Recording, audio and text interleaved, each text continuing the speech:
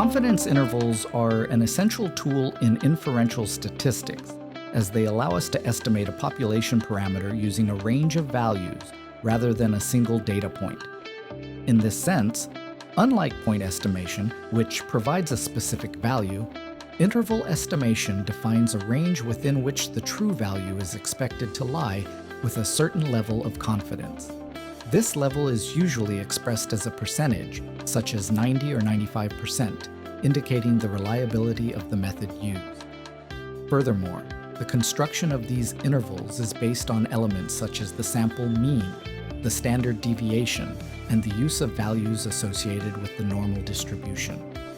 Consequently, confidence intervals have specific characteristics that influence their interpretation and application, such as their validity, invariance, and optimality, all of which aim to guarantee accurate and useful estimates.